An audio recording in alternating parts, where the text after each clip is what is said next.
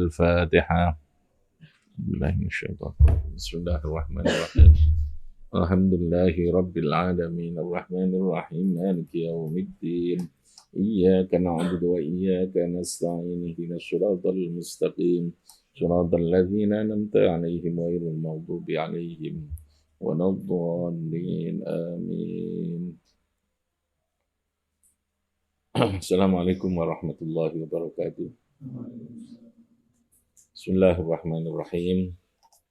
Rabbi shrah li sadri wa yassir li amri wa hlul 'uqdatam min lisani yafqahu qawli. Subhanaka la ilma lana illa ma 'allamtana innaka antal alimul hakim. Qala al-musannif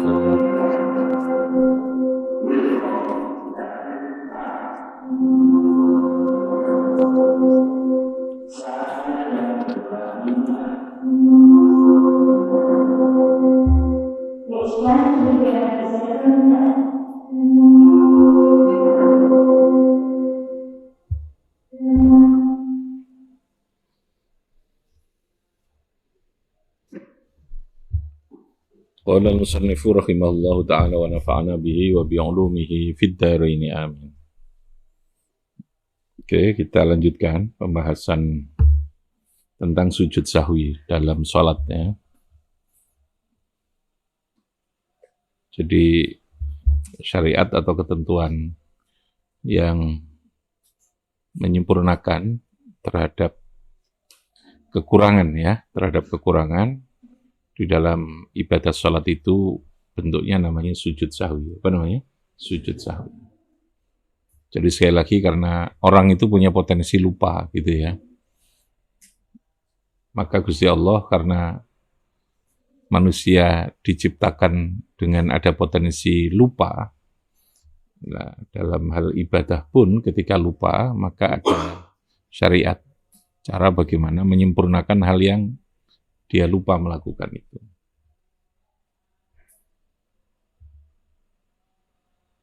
Nah, lupa itu yang disempurnakan dengan sujud sahwi adalah yang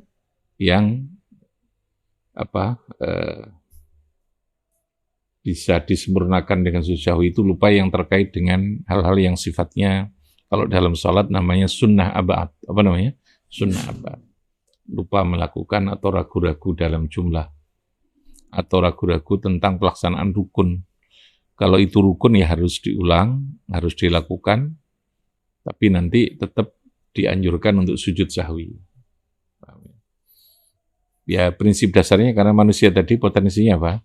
Lupa. Makhallul khata'wan nisyan. Sehingga secara real, secara realistis gitu ya, real fakta hukumnya lalu ada syariat namanya sujud sahwi itu.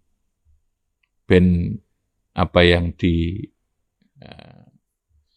dilakukan itu menjadi sempurna karena kemungkinan lupa tadi, ragu-ragu atau kemungkinan melakukan hal yang bisa mengurangi terhadap kesempurnaan sholat.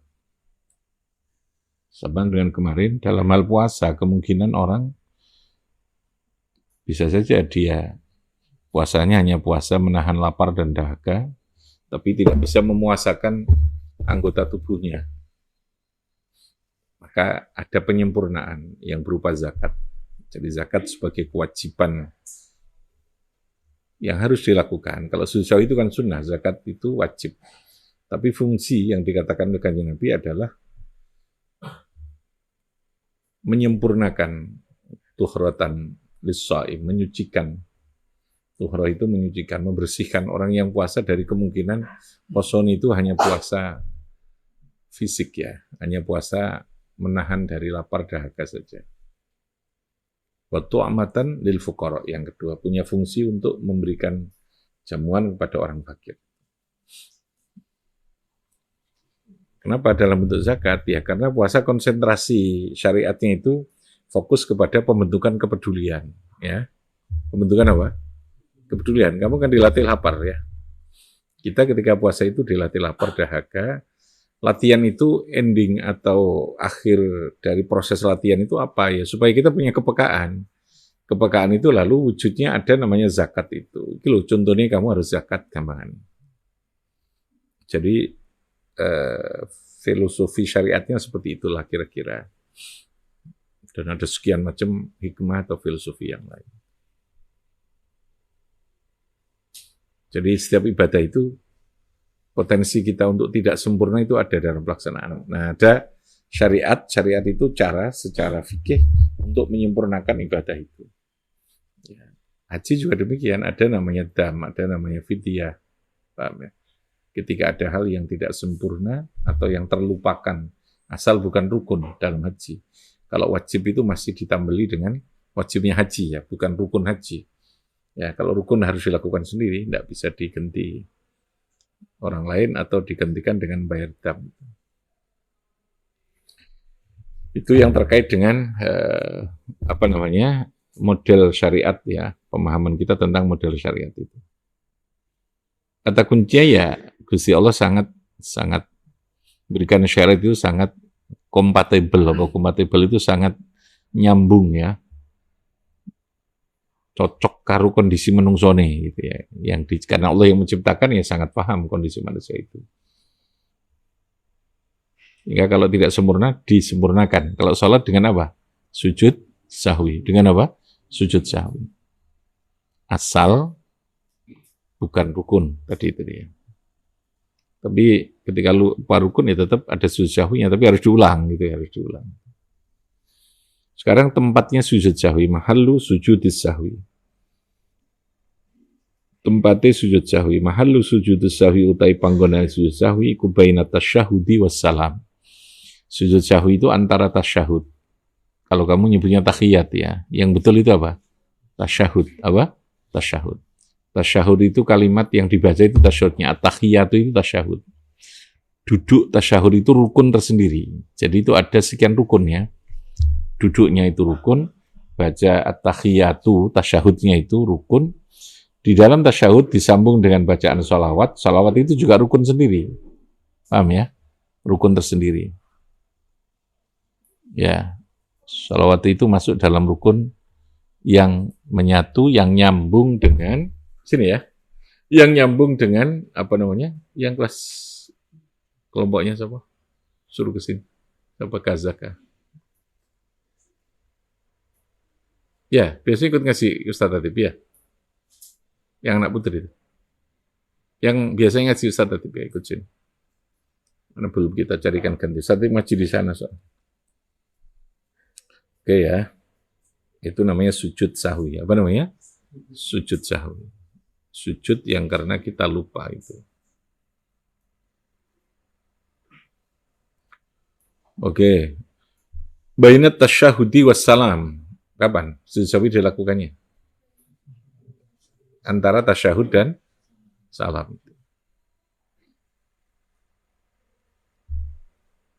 Jadi kan sujud salat dulu, setelah itu baru sujud apa?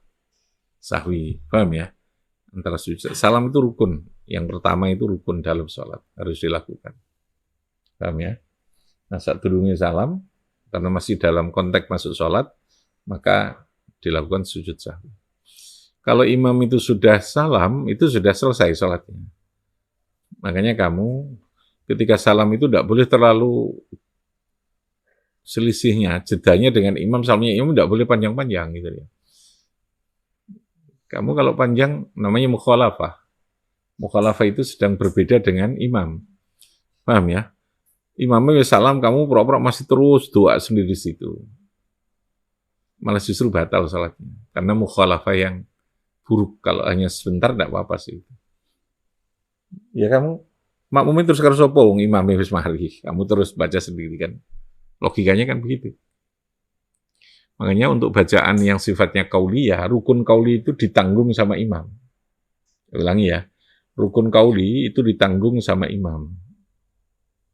Bacaan doa kamu atau Fatihah ketika durung mari, imamnya sudah rukuk karena kamu masbuk, tidak apa-apa, sudah ditanggung sama imam. Nah, itu dalam salat ada yang dijamin. Imam itu sebagai penjamin atas rukun itu. Tapi rukun yang apa? Qauli. Yang apa? Qauli. Kalau fi'li tidak bisa, harus tetap dilakukan sendiri. Tahiyat juga tasyahud. Kalau kamu tasyahud, durung mari dengan doa kamu, jangan diteruskan. Ketika imamnya salam, ya kamu segera salam, mengikuti. Kalau kamu teruskan, maca dhewe Imam Ismari ya tadi, terus makmum harus sopo gitu ya. Karena imam makmum itu harus style, tidak boleh mukhalafah, tidak boleh terjadi perbedaan, apalagi yang mukhalafah yang fahisyah, yang fuhsi, mukhalafatun, fakhsyul mukhalafah istilahnya, berbeda yang sangat buruk, itu bisa batal kalau status Anda tetap sebagai makmum. Kecuali kalau Anda mufarokoh dulu, ya berarti Anda sudah bebas berbeda dengan imam, tidak apa-apa gitu. Paham tuh? Namanya apa? Mufarokoh. Apa namanya? Mufarokoh. Sampai ketika imam salah pun, tidak tahiyat awal atau tasyahud awal, imam langsung berdiri, Anda harus ikut berdiri gitu ya. Tidak boleh Anda maksud tasyahud sendiri, malah batal. Paham ya? Malah batal. Kecuali Anda niat ya sudah, saya tak mufarokoh berpisah dengan imam. Ya apa berarti tasyahud dewi gitu ya. Paham tuh?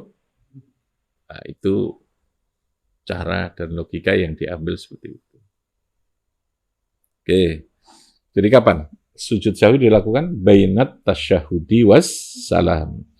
Fil madzhabil jadid, yang dalam madzhab jadid li Syafi'i. Imam Syafi'i punya qaul jadid, punya qaul qadim. Li khabari muslimin, karena ono hadisnya Imam Muslim wa ghairihi, lan selain Imam Muslim, as-sabiqi yang telah lewat, ani Ibnu Bukhainata, saking sahabat Ibnu Bukhainah. Wa yafutulan pot-pot itu telat. Berarti habis. Ya, pot itu telat. Selesai gitu ya. Terlambat. Bisalami kon salam. Ami dan hali sengaja. Wa in qaruba al-fasru, meskipun dekat apa al-fasru. Jadi kalau Anda sudah sengaja salam, dengan sadar Anda memang tidak ingin sujud sahwi, ya sudah, ketika salam sudah selesai. Berarti Anda tidak boleh terus meralat lagi, sujud sahwi lagi, itu tidak boleh. Paham ya? Kalau sudah salam berarti sudah tutup. Tapi aunasian, kalau salam Anda itu lupa, Anda lupa belum sujud sahwi, salam, sudah kadung salam, karena lupa, asal ya, intol al-faslu, kalau belum terlalu lama masih boleh Anda melakukan sujud sahwi, mengulang sujud sahwi baru kemudian salam lagi. Tapi kalau sudah waktunya cukup lama, maka sudah tidak ada itu. Tidak ada yang namanya apa? Sunnahan sujud sahwi ini. Fa'in qasura itu pendek, lawannya tolah. Kalau waktu Anda lupa, ya, antara salam dengan keinginan sujud sahwi lagi, yang tadi kamu lupa itu tidak terlalu lama, ada moko boleh kembali sopoman, ilas sujudi maring sujudnya, ilas sujudi maring sujud. Jadi, wa idza sajada soro'a idan ilas sholati fil asakh. Nah ini aturan hukumnya. Wa idza sajada nalikane sujud sapa wong, sujud sahwi, soro moko dadi sapa man iku aidan, wong sing kembali, aidan itu isim fa'il, ikut wazan fa'il. Ilas sholati maring melakukan sholat fil asakhi ing dalam kaul pendapat yang lebih sahih. Falau akhdasa khina idin batalat sholatuhu. Nah ini ya, resikonya. Anda tadi lupa ya, tidak melakukan sujud apa? Sahwi. Tiba-tiba sudah salam. Terus Anda ingin sujud sahwi, karena masih belum terlalu lama gitu ya. Antara salam kamu dengan iling keinginan untuk sujud sahwi itu. Maka silakan Anda sujud sahwi, kemudian salam lagi. Tapi resikonya kalau di tengah-tengah Anda ingin sujud sahwi tiba-tiba batal, tiba-tiba hadas, kentut umpamanya, maka sholatnya malah menjadi batal. Paham ya? Sholatnya menjadi batal. Paham ya? Kamu sudah salam, gini, terus kamu iling, loh, saya belum sujud sahwi. Karena Anda posisi ada sesuatu yang harus melakukan apa? Disunnahkan melakukan apa? Sujud sahwi. Sunnah, karena sujud sahwi itu hukumnya apa? Sunnah. Tiba-tiba Anda ingat, terus kadung salam, masih belum waktunya, belum lama ingatnya itu. Maka Anda masih disunnahkan untuk melakukan apa? Sujud sahwi, lalu melakukan salam kembali. Resikune, nek ketika mau sujud sahwi, lagi tadi ini kamu kentut, malah batal semua sholatnya. Untuk, kenapa ya? Karena Anda posisi masih belum meninggalkan sholat itu. Masih dalam posisi di sholat itu. Paham tuh? Makanya dalam kitab takrib itu, salam, Anda itu ada niat khuruj minas salat, wa niyatul khuruji minas salat. Salam ini kamu dengan disertai niat keluar itu artinya selesai dari salat. Assalamualaikum warahmatullahi wabarakatuh. Selesai dalam salat kamu. Baru ini disunnahkan masihan yang ke kiri itu. Ketika ke kanan, Anda sudah ke kanan begini, yang ke kiri, yang kedua, hukumnya apa? Sunnah. Ketika Anda mau kentut, tidak usah diteruskan ke sini. Paham ya? Salam kanan, langsung aja lepaskan tembakannya itu ya. Selesai sudah kalau itu. Tapi kalau Anda paksa gini, di tengah gini, belum sampai gini, kentut lebih dulu, batal malah sholat. Paham itu? Itu cara mensiasati ketika terjadi tekanan rudal yang akan melepas itu ya. Harus tahu fikihnya. Kalau sudah begini, pengen kentut, sudah tidak usah begini. Tidak usah niat untuk apa? Ke kanan tadi itu. Ke kiri, apa? Salam yang kedua itu ya. Selesai. Sama dengan kasusnya tadi, lupa sujud sahwi ya toh. Kamu ingat, belum terlalu lama. Tapi kalau ingatnya sudah cukup lama ya, sudah disunahkan lagi, paham ya? Itu dalam hal sujud sahwi tadi. Ini namanya mengilmoni ibadah ya. Jangan sampai ibadah itu hanya melok ya, pokoknya apa cari kuno enggak. Paling enggak kamu tahu ilmunya, meskipun belum tahu dalilnya. Lah itu namanya orang yang muqallid sesungguhnya masih yang taklid tapi sudah tahu pendapat imam itu kayak apa ngajinya. Nanti dicarikan dalilnya, nek tahu dalilnya sudah tingkatan ittiba, apa namanya? Ittiba, orangnya muttabi, berarti ngerti dalil itu apa sih kok imam menyimpulkan hukumnya kayak begitu itu, bahwa sujud sahwi itu sunnah. Nah, roh dalil itu namanya muttabi itu. Nah, bisa menggali dalil sendiri namanya mujtahid, apa namanya? Tidak mengikuti orang tapi dia mencari, memahami dalil sendiri, tingkatannya sudah yang tertinggi itu.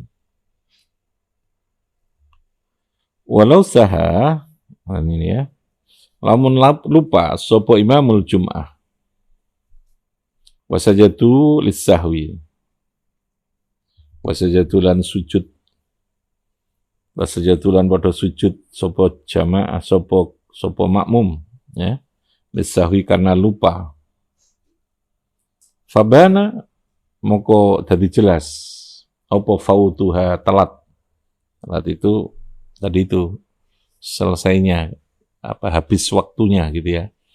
Apa fautuha habis waktunya kesunahannya, apa fautuha potnya sujud sahwi tadi itu. Wasajadu lis-sahwi fabana fautuha atamu moko menyempurnakan sapa jamaah tadi zuhron ing salat zuhur.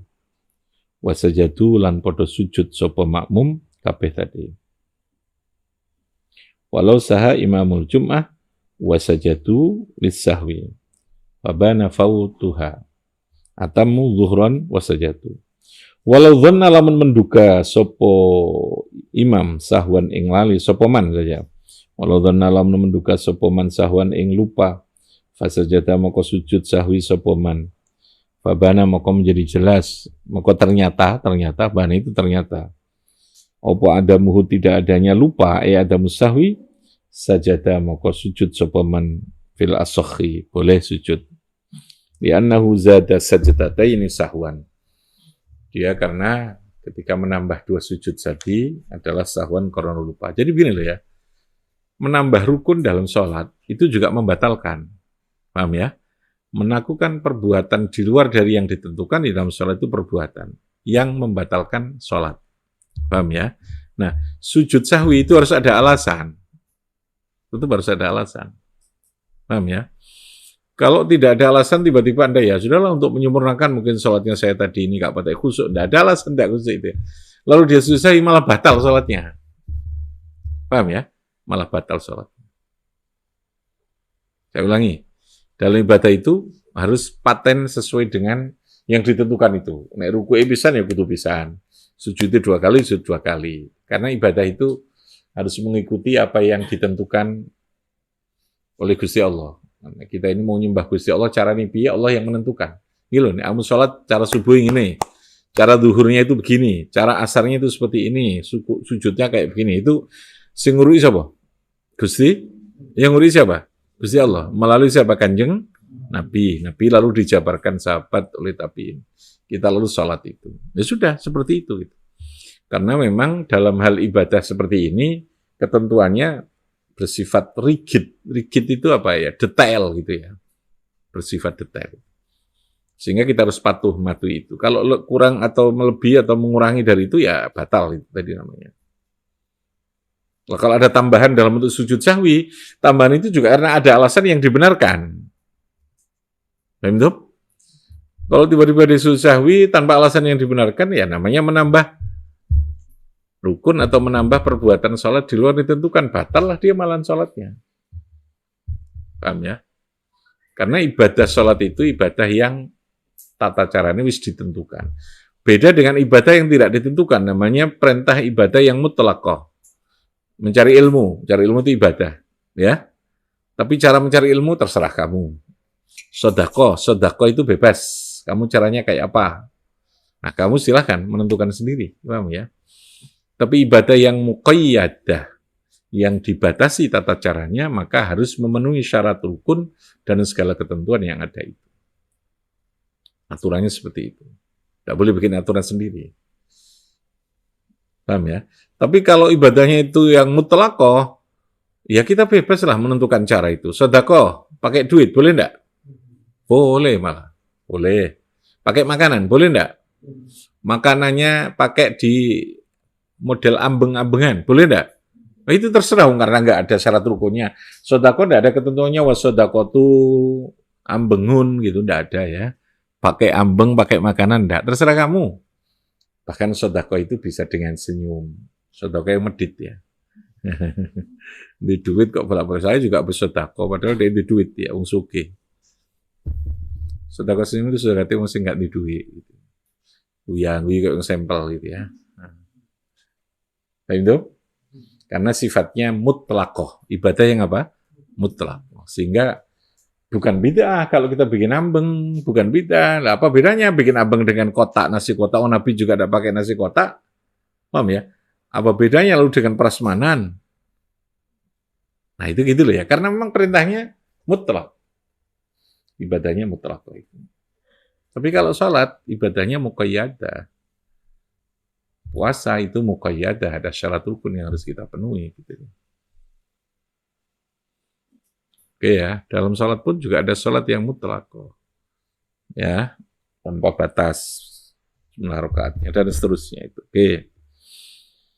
Itu yang terkait dengan sujud sahwi tadi di dalam sholat. Nanti ada jenis sujud lain, ada sujud tilawah, ada sujud syukur di dalam sholat. Paham ya? Karena sesungguhnya ciri utama seorang mukmin itu di sujud. Kalau yang lain itu semuanya masih mungkin melakukan, meskipun orang kafir itu masih bisa melakukan kayak model sedekah itu masih, zakat itu masih. Ada enggak orang yang kafir itu loman? Ada enggak? Yang suka ngasih, memberi bantuan, ada enggak? Banyak. Kalau di kita, bantuan itu kan namanya sedekah tadi, ya, memberi, bisa dalam bentuk zakat, bisa sedekah. Tapi orang kafir yang sujud itu enggak ada. Karena itu ciri utama orang mukmin itu. Ya. Wasjud waqtarib. Sujud itu menjadi ciri utama dari seorang mukmin. Dia sebagai seorang hamba dalam bentuk membuktikan diri kita ini yang kita muliakan, kepala kita, otak kita, batuk kita ini ya, wajah kita yang kita muliakan, kita tundukkan dalam batas yang paling rendah, kita sujud kepada Allah. Nah, itu simbol ya, simbol dari ketidakmampuan manusia itu disujud. Nah, itu yang bisa melakukan hanya orang mukmin, hanya orang yang beriman. Kalau ibadah yang lain, tirakat itu orang kafir itu tirakat juga banyak, gitu loh ya. Semedi, wah kayak istilah mereka ya. Poso itu banyak, gitu loh. Model haji, meskipun tidak di Mekah, mereka melakukan traveling juga banyak, keliling-keliling itu, gitu ya. Yang mirip-mirip itu adalah gitu. Itu untuk sujud itu gak ada sing mirip gitu. Hanya orang mukmin.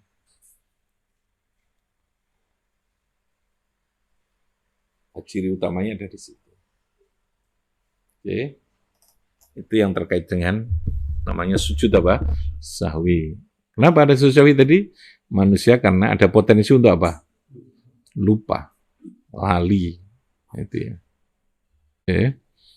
وَبِفَنْفَعْنَا بِبَرْكَتِهِمْ وَاهْدِنَا الْخُسْنَى بِخُرْمَتِهِمْ وَأَمِتْنَا فِي طَرِيقَتِهِمْ فَاتِي مِنَ الْفِتَنِ يَا رَبِّ فَانْفَعْنَا